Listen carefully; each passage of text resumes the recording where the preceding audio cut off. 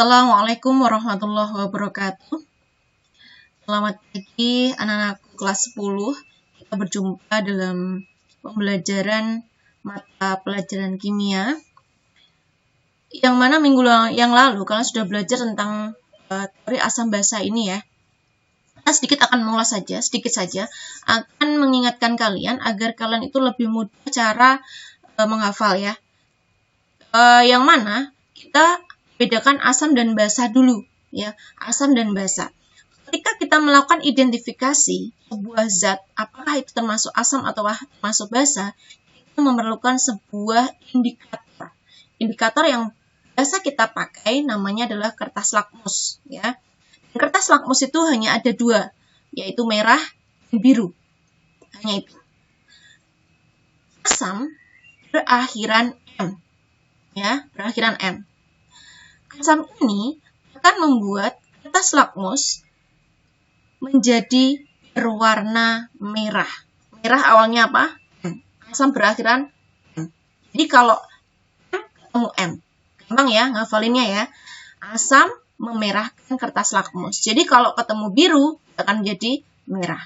Ketemu merah akan tetap menjadi merah. Kalau basa awal dari B ya. Ketika nanti diidentifikasi, maka dia akan membirukan kertas lakmus. Maksudnya bagaimana? Ketika zat identifikasi menggunakan kertas lakmus berwarna merah, dia akan berubah menjadi biru. Basa B, biru B. Ketika bertemu dengan kertas lakmus berwarna biru, dia tetap berwarna biru. Kalau garam bagaimana? Garam itu sifatnya netral. Jadi kalau ketemu dengan lakmus berwarna merah, dia tetap berwarna merah. Kalau ketemu berwarna biru, dia tetap menjadi berwarna biru. Kita akan cek ya. HCl. HCl di sini lakmus merah. Nah, kamu akan bisa menentukan ini apa ini? Asam. NaOH. Dicek merah biru, lakmus biru, maka kesimpulannya adalah basa ya. Ini yang kamu bisa menyimpulkan sendiri. Jadi kalau di sini merah, maka ketemu asam ya. Biru, maka ketemu basa ya. Coca-Cola, namanya yang kita tahu Coca-Cola itu seperti basa, tapi bukan. Coca-Cola itu kalau kita cek akan membuat lakmus menjadi berwarna merah sehingga kesimpulannya adalah asam. Ya. Terusnya seperti ini anak-anakku, kalian bisa meneruskan sendiri. Baik. Yang kemarin saya memberikan pertanyaan beberapa soal ya yang ada dalam kuis dan juga di teori asam basa sebelumnya. Sebenarnya saya mau menjelaskan ini dulu bahwa teori itu asam basa ada dua, yaitu Arrhenius dan Bronsted-Lowry. Ya, kenapa? Arrhenius di sini mudah ngafalinnya. Kalau asam dilarutkan di dalam sebuah air, maka dia akan melepaskan ion H+. Tapi kalau basa, ketika dimasukkan di dalam air, maka dia akan melepaskan ion OH-. Ya, ingat-ingat, asam itu punya apa tadi? H+, kalau basa memiliki OH-. Gitu nggih? Nah, kalau sudah tahu H+ itu miliknya asam, maka ketika nanti kamu diberi pertanyaan, HCl ini asam atau basa? Nah, di sini kamu harus melakukan yang namanya ionisasi. Namanya saja ionisasi. Kata dasarnya ion. Ya, ion itu ada dua. Dulu pernah kita singgung ya. Masih ingat ya di pelajaran struktur atom? Ada ion positif dan ion negatif. Ion positif dikatakan kation, ion negatif dikatakan sebagai anion. Nah, dalam pengertian Arrhenius tadi bahwa asam tadi melepaskan H+, maka kamu tinggal penggal saja di sini. Ambil H-nya, taruh di sini. OH+. Sisanya apa? Oh, ada Cl, kamu tulis di sini. Karena ionisasi tadi ada ion plus dan ion min, maka sisanya plus berarti sisanya di sini apa? Berupa min. Lagi, HNO3. Oh, di sini mengandung H. Berarti asam. Buktinya apa? Ketika diionisasi, dia akan menghasilkan ion H+.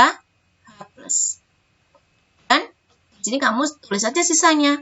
NO3, kemudian -1. -1 itu artinya mengandung muatan ion negatif 1. Ya, begitu. Kemudian kalau basa bagaimana? Basa tadi bagaimana melepaskan ion OH-. Nah, di sini kan jelas sekali. Kamu jangan melihat hanya, karena depannya ada O. Oh, berarti kalau kita penggal, ini, NaOH ini, bisa dilakukan ionisasi. Ya, ion tadi ada plus sama min ya.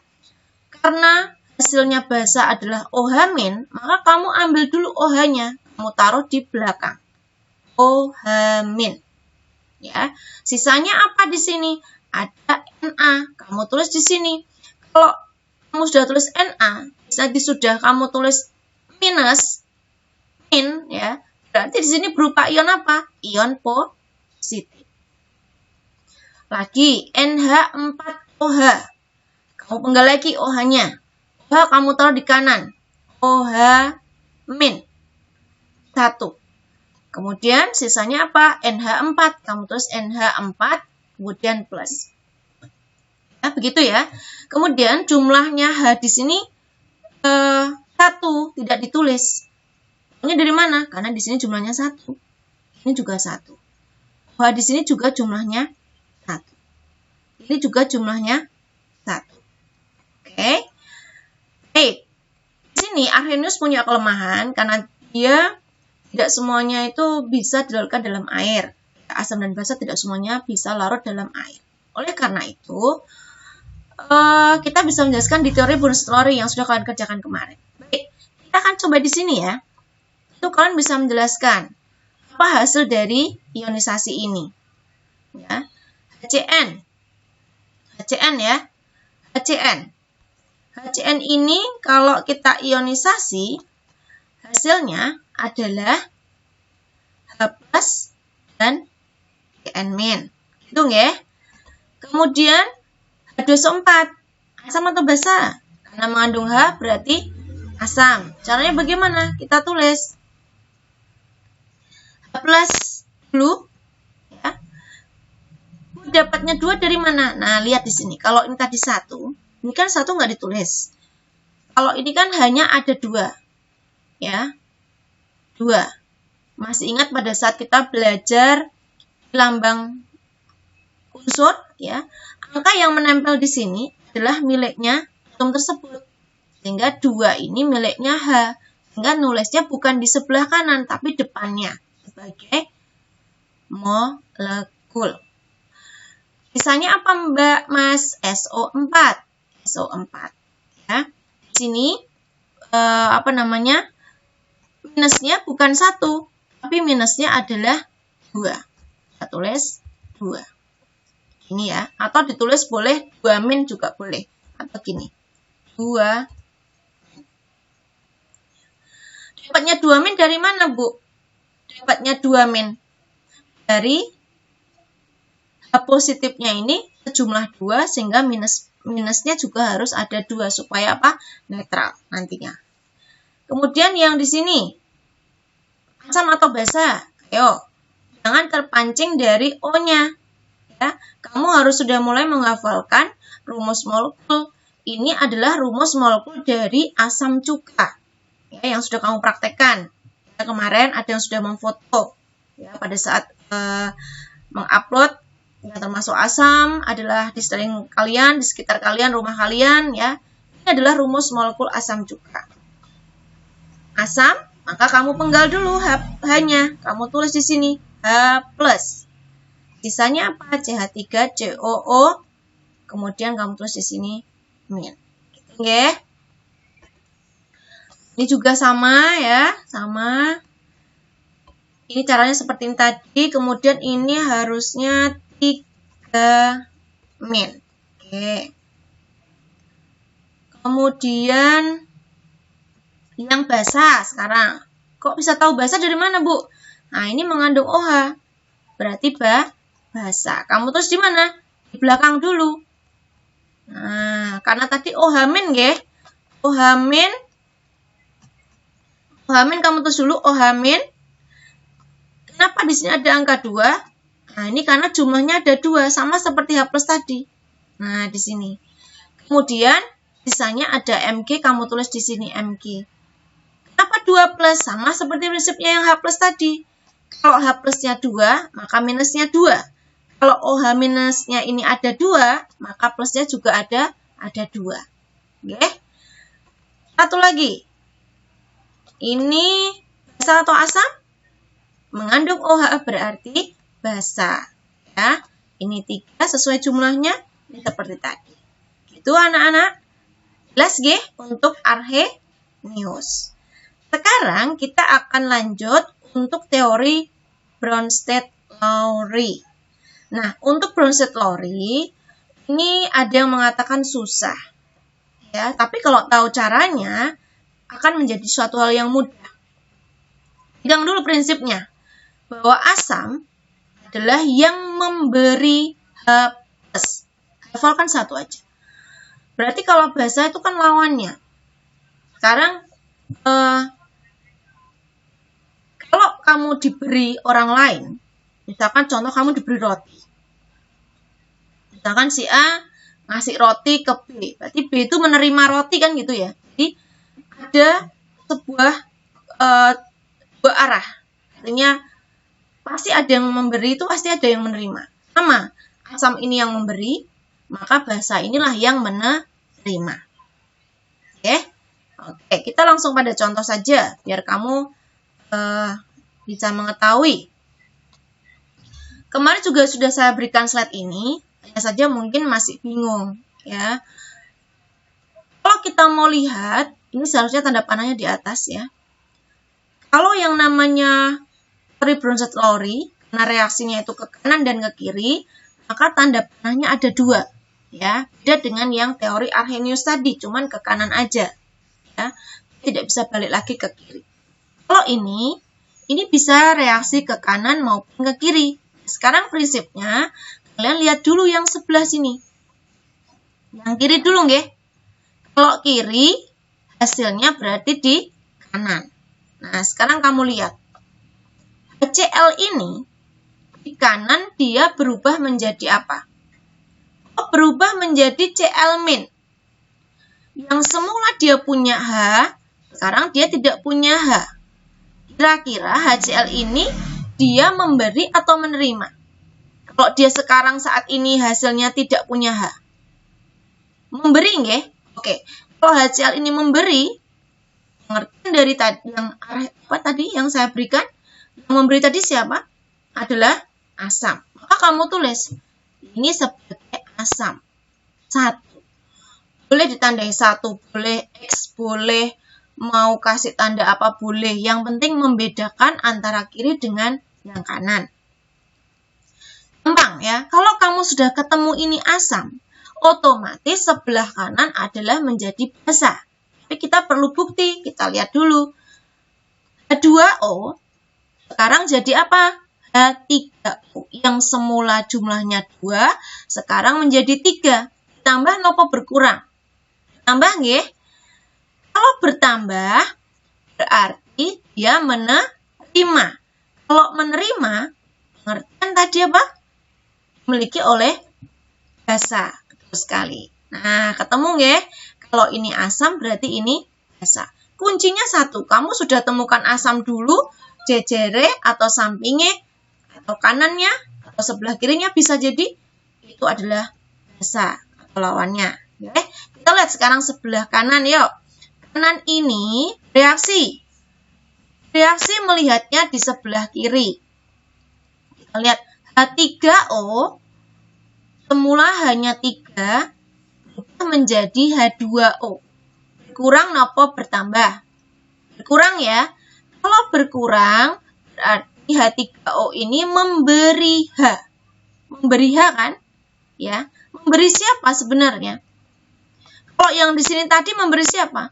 H ini diberikan ke H2O. Gitu. Ke H2O. Buktinya apa? HCl-nya ini sekarang jadi Cl-, H2O ini menjadi H3O. Itu yang ke kanan. Kalau yang di sini, reaksi yang kanan hasilnya sebelah kiri, H3O ini menjadi H2O. Kan berkurang. Berarti dia memberi. Kalau memberi tadi apa?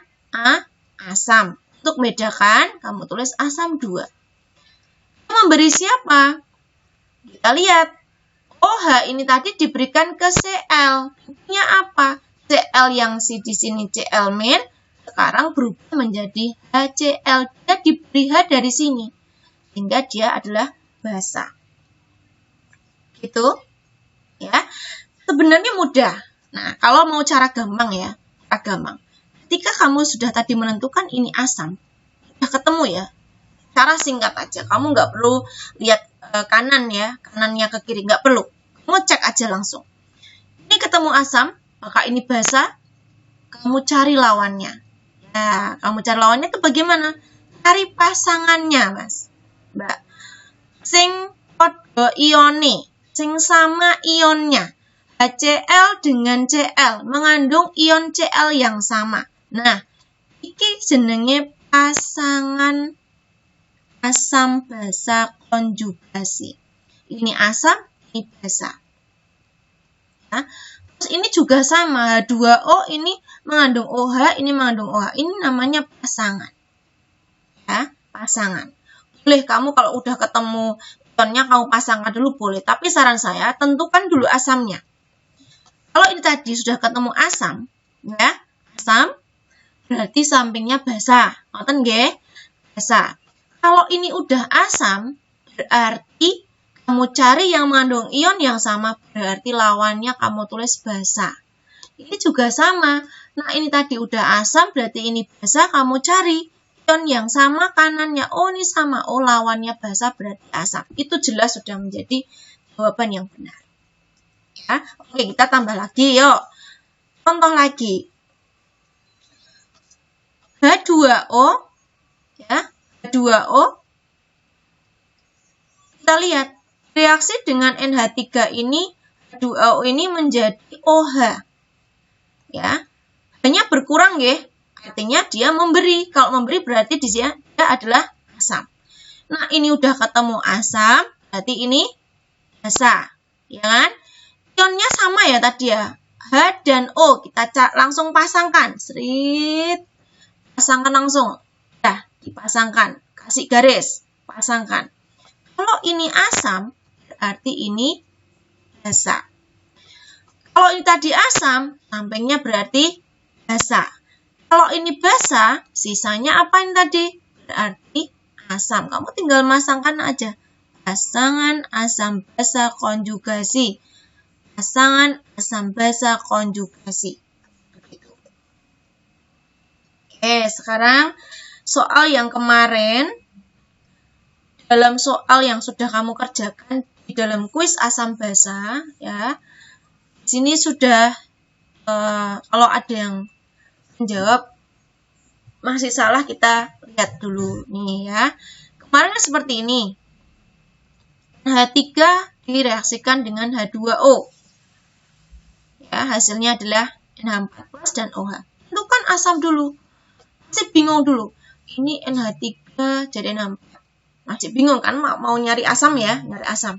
Enggak apa-apa. Bingung dulu enggak apa-apa. Coba cek yang di sini dulu. Di sini ada 2O menjadi OH. H2O yang semula jumlahnya hanya 2, sekarang jadi 1. Berarti hanya berkurang ya. Kalau berkurang berarti dia memberi. Kalau memberi berarti dia asam. Tulis asam 1. Ketemu asam, berarti sampingnya apa? Basa 1. Yang mengandung ion yang sama tadi siapa? OH. Oh, berarti di sini OH ini kalau ini udah asam berarti ini basa. Kalau ini tadi sudah ketemu basa, ionnya sama NH, ini juga NH, berarti ini asam. Langsung pasangkan saja. Set, pasangan asam basa konjugasi. Jadi pasangan asam basa konjugasi itu kalau disebutkan begini, ionnya sama NH3 dan NH4+. Pasangan asam basa konjugasi yang kedua, H2O dan OH-. Ya, namanya pasangan asam basa konjugasi. Kalau yang B gimana, Bu?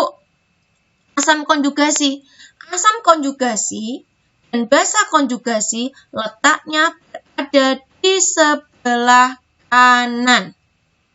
Jadi jawabannya asam konjugasi siapa? NH4+. Untuk yang jawaban basa konjugasi apa? Jawabannya adalah kohamin. Itu untuk penjelasan materi asam basa, ya. Semoga bermanfaat, semoga kalian jelas.